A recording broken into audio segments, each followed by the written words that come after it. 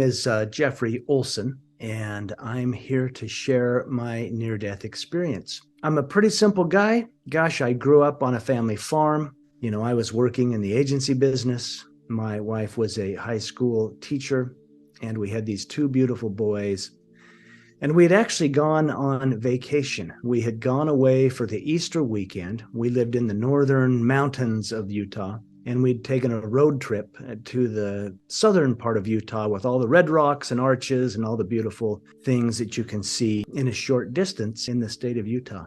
And we actually had gone to southern Utah to visit my wife's folks, her family, her mom and dad and her grandma and grandpa. And we'd had a wonderful visit, and we had celebrated the Easter weekend, and Monday rolled around and it was time to go back to work. And we had about a 4.5, 5-hour drive ahead of us. And so we had breakfast, we hugged everyone, and I knew I was going to miss half the day of work, if not the whole day.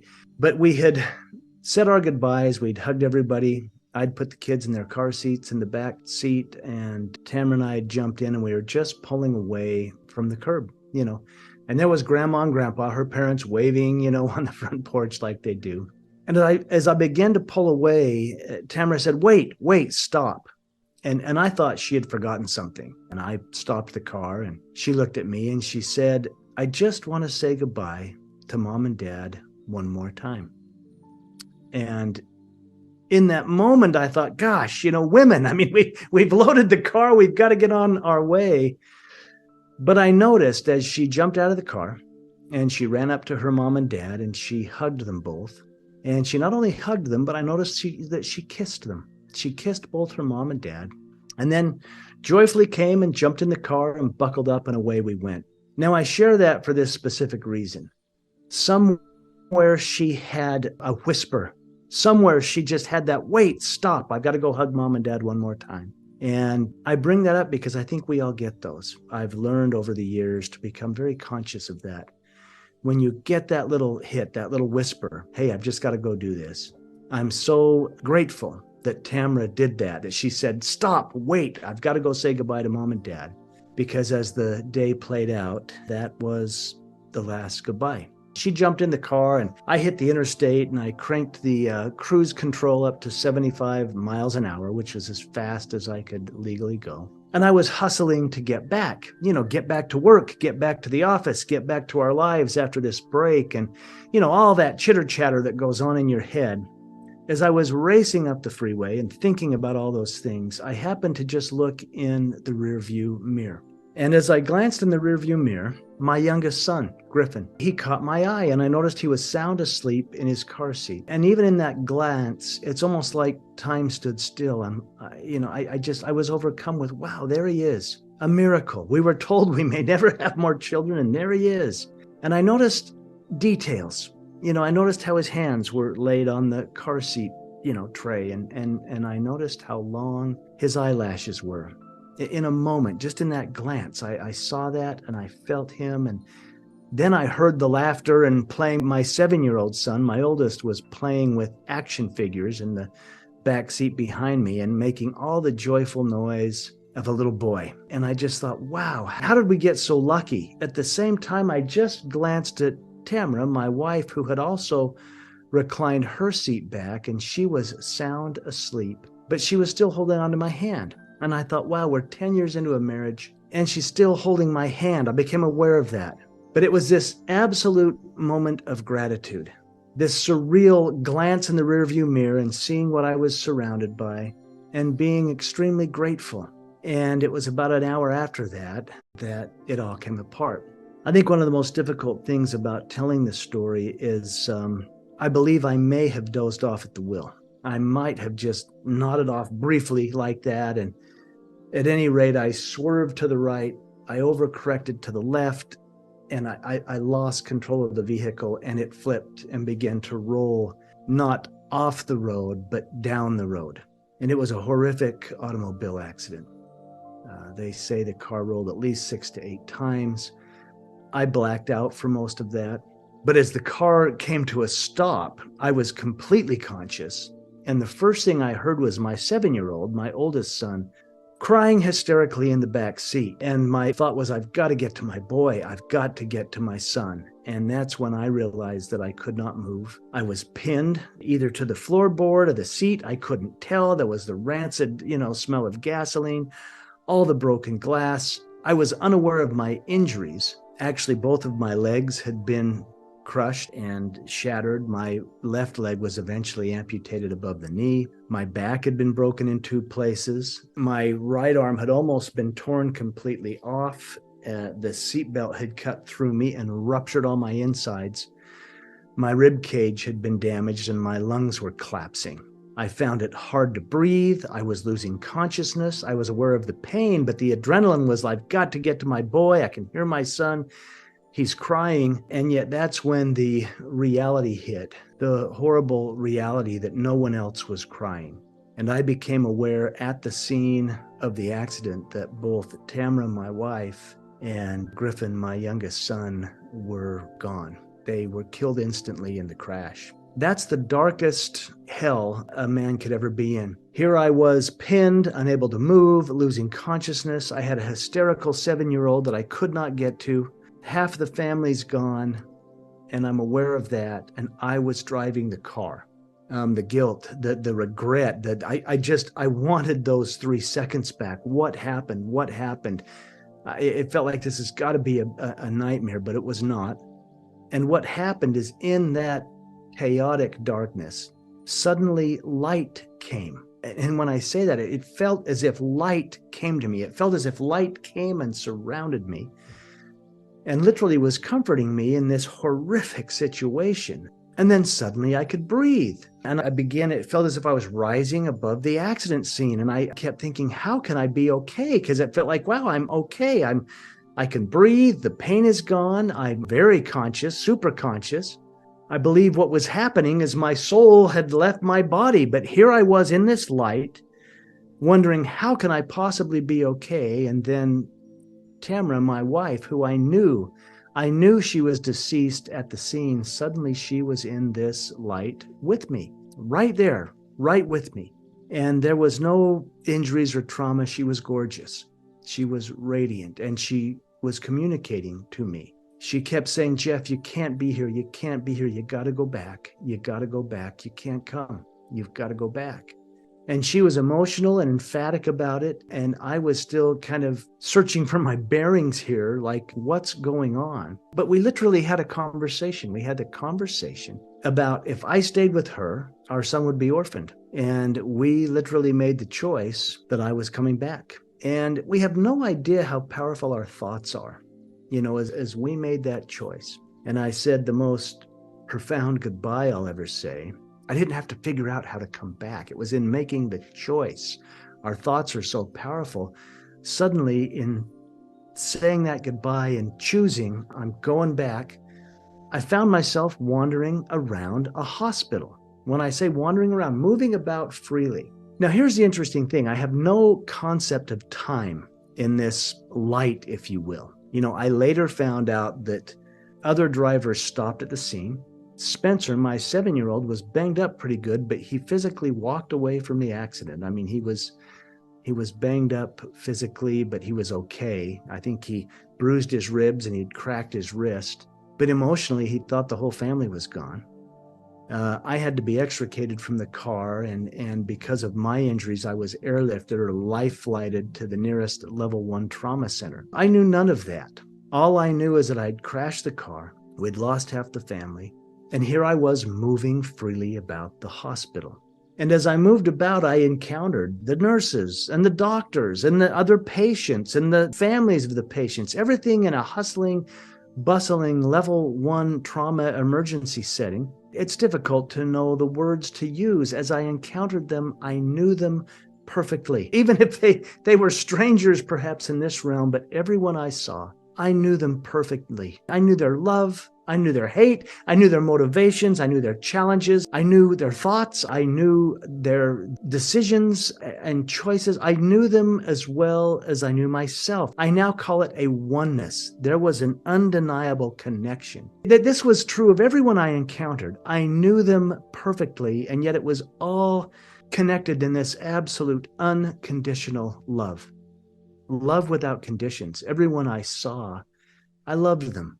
And then I suddenly came up to a body that I didn't feel anything from, which I thought was strange given this experience. And so I stepped closer to look. And that's when I realized, oh my goodness, that's me. There was the flesh. There was the body that I was going to have to get back into, and that I had lived my life up until that point within. And yet I also knew I had to get back in that body in its brokenness.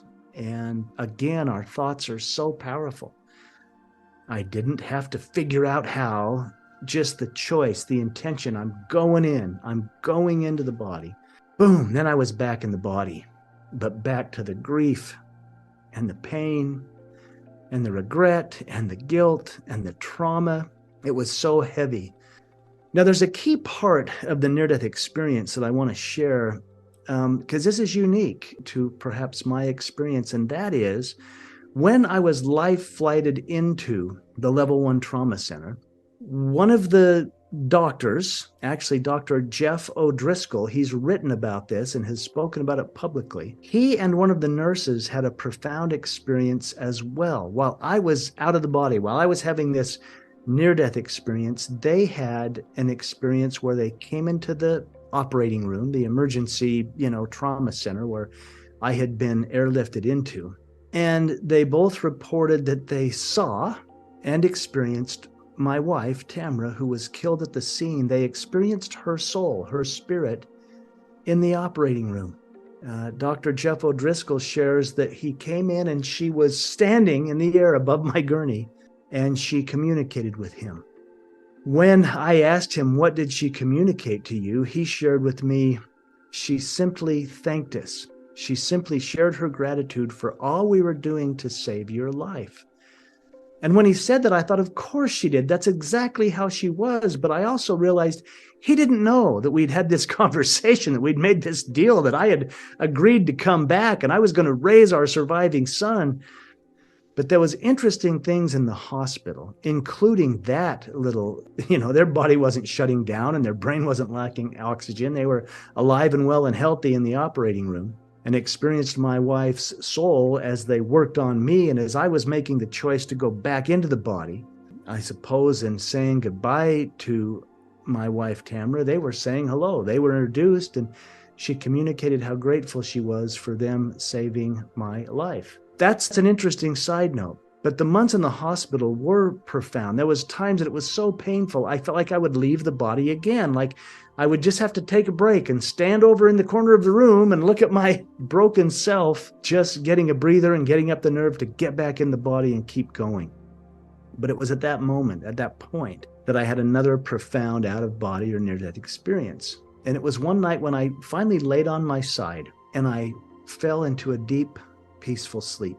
And it's like I was aware that I was in a deep, peaceful sleep. I was sleeping and thinking, wow, I haven't slept peacefully for months. It's been so traumatic and the grief was so heavy. But on this particular night, as I slept, I felt that light come again. But this time the light dispensed and I was in the most beautiful place.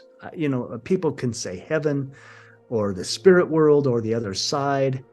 The only word that comes close to what I was experiencing is I was home. I was home. It was so familiar. It was so welcoming. I was home and I began to run.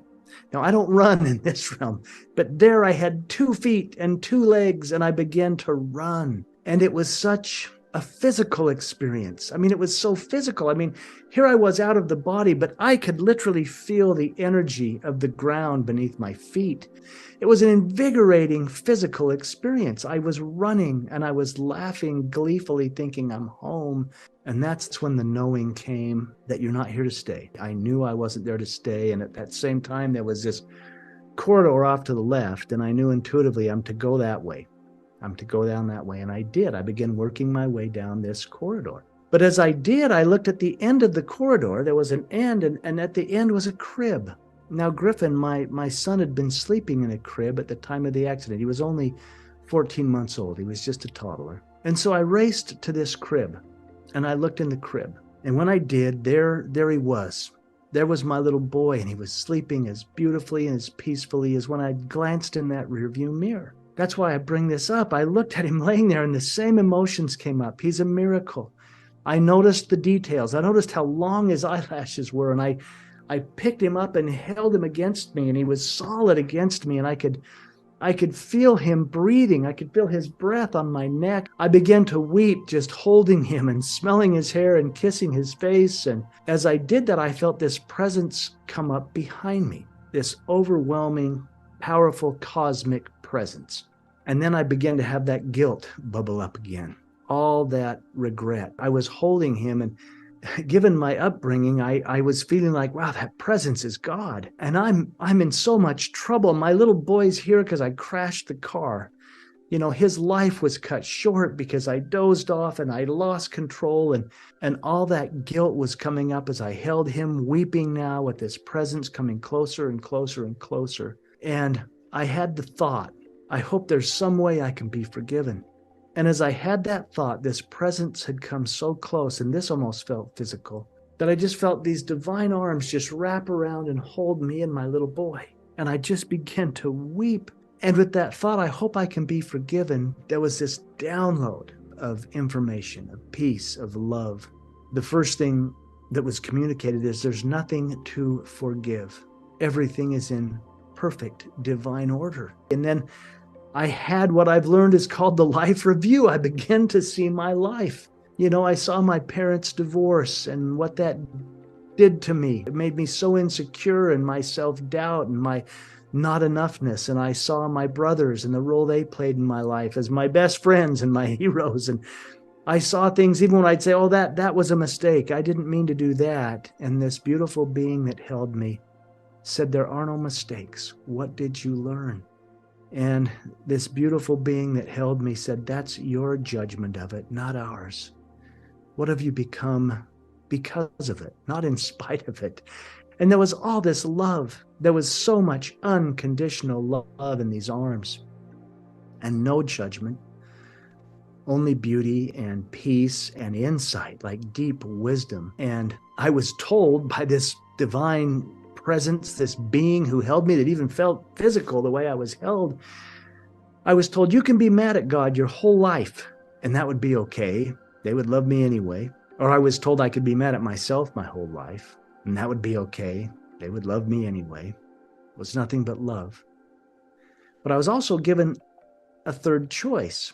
And this was interesting because the being who held me, who I call God, said, I want you to have your will in this circumstance. And I'm like, my will? I was brought up in a conservative Christian home. It's your will be done, not my will be done. And this being communicated to me, God said, your will is my will. That's how much we love you. My will has always been that you have free will, and I want you to make a choice. And it was communicated to me that I could give my son back, that I could exercise my will and hand him over to God and release him and trust and let go, rather than harboring all that anger and guilt and turmoil within me. And in all that peace, and in all that love, and in all that beauty, and all that insight and wisdom, I was able to kiss my little boy, and I handed him back. I gave him over. I handed him over to God, and I let go.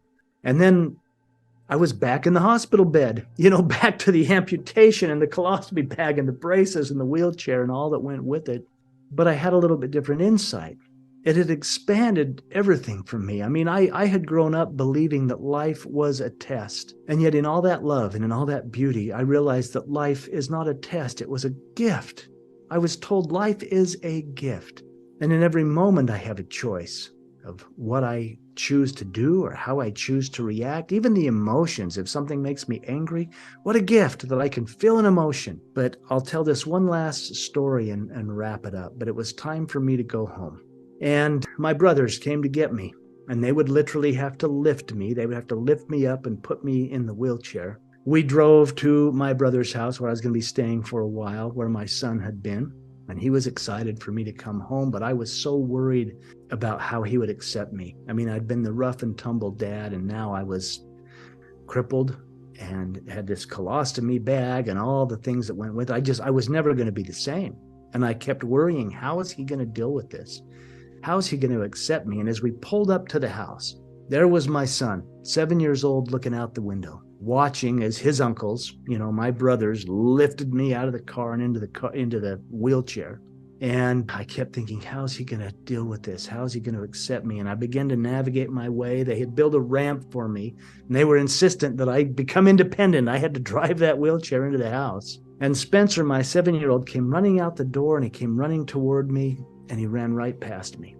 And I thought, well, that's it. This is too much for him to see me like this and to be on his turf now. It's just too much. He's got to process this. And I continued to navigate the wheelchair and go to the ramp. And I was turning the wheelchair to go up the ramp. And I just, looked over my shoulder to see where he had gone.